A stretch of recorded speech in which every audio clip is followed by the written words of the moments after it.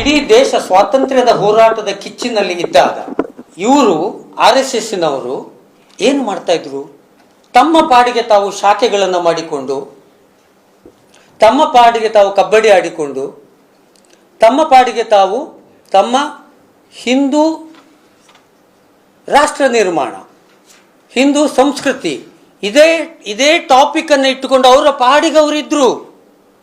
ಇಡೀ ದೇಶ ಹೊತ್ತಿ ಉರಿತಾ ಇರುವಾಗ ಈಗ ನಾನು ಕೇಳುವ ಪ್ರಶ್ನೆ ಏನು ಅಂತಂದರೆ, ಈಗ ಪರದೇಶಿಗಳು ಅವರು ಯಾರು? ಬ್ರಿಟಿಷರು.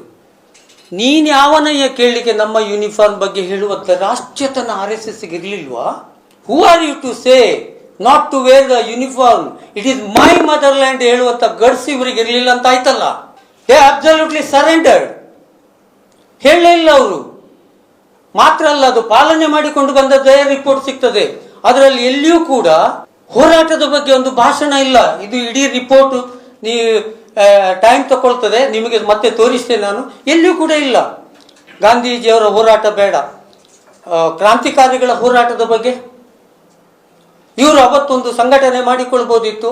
RSS ಬೇಕಿದ್ರೆ ಓಕೆ ಫೈನ್, ಸೈಲೆಂಟ್ ಆಗಿ ಇಟ್ಟುಕೊಂಡು ನಮ್ಮ ಸಂಘಟನೆ ಉಳಿಲಿ ಅಂತ ಗುಟ್ಟಿನಲ್ಲಿ ಮಾಡಿಕೊಂಡು they could have make a separate organisation and fought against the British. ಮಾಡಲಿಲ್ಲ ಅವರು ಅದನ್ನು. ಸಾವರ್ಕರ್ ಅವರ ಕೇಳ್ಕರ್ ಮತ್ತು ಸಾವರ್ಕರ್ ಮತ್ತು ಮೂಂಜೆ ಅವರು ಸ್ವಲ್ಪ ರೆವಲ್ಯೂಷನರಿ ಮೈಂಡೆಡ್ ಆಗಿದ್ರು. ಅಲ್ಲಿ ಭಿನ್ನಾಭಿಪ್ರಾಯದೆಲ್ಲ ಕಥೆ ಇದೆ. ಅವರ ಹೋರಾಟಕ್ಕಾದ್ರೂ ಹೋಗ್ಬೋದಿತ್ತಲ್ಲ. ನೀವು ಎಲ್ಲವನ್ನೂ ತ್ಯಜಿಸಿದ್ರಿ. ನಿಮ್ಮ ಡ್ರೆಸ್ಸನ್ನೇ ತೆಗೆದು ಅವರ ಪದತಲದಲ್ಲಿ ಇಟ್ಟುಬಿಟ್ರಲ್ಲಪ್ಪ.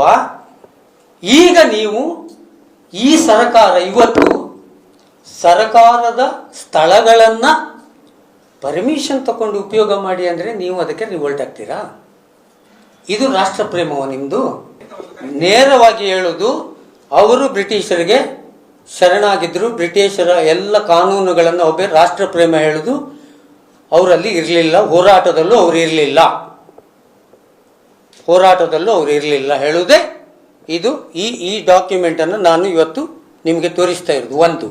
ಎರಡನೆಯದು, ಅವತ್ತು ಕಾನೂನು ಪಾಲನೆ ಮಾಡಿದವರಿಗೆ ಇವತ್ತು ಯಾಕೆ ಕಾನೂನು ಪಾಲನೆ ಮಾಡಲಿಕ್ಕೆ ಆಗ್ತಾ ಇಲ್ಲ ಹೇಳುದು ಎರಡನೆಯ ಪ್ರಶ್ನೆ. ಮೂರನೆಯದು, ಈ ಗುರುದಕ್ಷಿಣೆ ವಿಷಯ. ಅವತ್ತಿನಿಂದ ಅಲ್ಲಿ ಗುರುದಕ್ಷಿಣೆ ಕಲೆಕ್ಟ್ ಮಾಡಿದ್ದುಂಟು, ಅಲ್ಲಿ ಅದು ಉಂಟು ಅವತ್ತಿನಿಂದವೇ. ನಮಗೆ ಲೆಕ್ಕ ಕೊಡಿ ಅಂತ ನಾವು ಕೇಳುವುದಲ್ಲ. It attracts the income tax act section 54. ಯಾರಿಗೆ ಒಬ್ಬನಿಗೆ 50,000 ಮೇಲೆ ಗಿಫ್ಟ್ ಬಂದರೆ ಡಿಕ್ಲೇರ್ ಮಾಡಬೇಕು. ಅದು ಪಾದರಿ ಇರ್ಬೋದು, ಮುಲ್ಲಾ ಇರ್ಬೋದು, ಭಟ್ರು ಇರ್ಬೋದು. ಅವರಿಗೆ ದಕ್ಷಿಣ ಹೇಳಿ ಬಂದರೆ 2 ಲಕ್ಷ ರೂಪಾಯಿ 10 ಲಕ್ಷ ರೂಪಾಯಿದ್ದು ಬಂದರೆ ಅದನ್ನು ಡಿಕ್ಲೇರ್ ಮಾಡಬೇಕು. ಎಲ್ಲ ಕಾನೂನು ಚೌಕಟ್ಟುಗಳನ್ನು ನೀವು ಒಪ್ಪುವುದಿಲ್ಲ ಅಂತ ಹೇಳ್ತಾ ಇದ್ದೀರಿ ಅಂತ. ಈಗ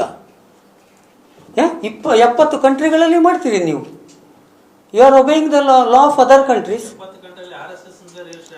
ಹಿಂದೂ ಸ್ವಯಂ ಸೇವಕ ಸಂಘ ಹೌದು, 70 ಕಡೆಯಲ್ಲಿ. ಎಲ್ಲ ಕಡೆ ಅದಲ್ಲ, ಕೆಲವು ಕಡೆ ಸಣ್ಣ ಪುಟ್ಟ ಇಲ್ಲಿ ಉಂಟು ಲಿಸ್ಟು. ನಿಮಗೆ ನಾನು ಅದರ ಲಿಸ್ಟ್ ಬೇರೆ ಹೆಸರಲ್ಲಿ ಉಂಟು. ಮೇಜರ್ ಹಿಂದೂ ಸ್ವಯಂ ಸೇವಕ ಸಂಘ ಅಂತಾನೆ UK, ಇಂಗ್ಲೆಂಡ್, ಆಸ್ಟ್ರೇಲಿಯಾ ಅಲ್ಲೆಲ್ಲ ರಿಜಿಸ್ಟರ್ ಆಗಿದೆ. ಇಂಗ್ಲೆಂಡ್ ಇದು ಕೆನಡಾ, ಇಲ್ಲಿ ಉಂಟು. ವಿಶ್ವ ಹಿಂದೂ ಪರಿಷತ್ ಅದರ ಅಂಡರ್ ಅವರೆಲ್ಲ ಅದು ಅಂಡರ್, ಇದರ ಅಂಡರ್ ಎಲ್ಲ ಉಂಟಲ್ಲ ಮಾರ್ರೆ. ಅದು RSS ಇದೆ ಅಲ್ಲ, ವಿಶ್ವ ಹಿಂದೂ ಪರಿಷತ್. ಇದು ಬೇರೆದಾ? ಅದು ಗೊತ್ತಿಲ್ಲ. HSS ಅಂತೇಳಿ ರಿಜಿಸ್ಟರ್ ಆಗಿದೆ.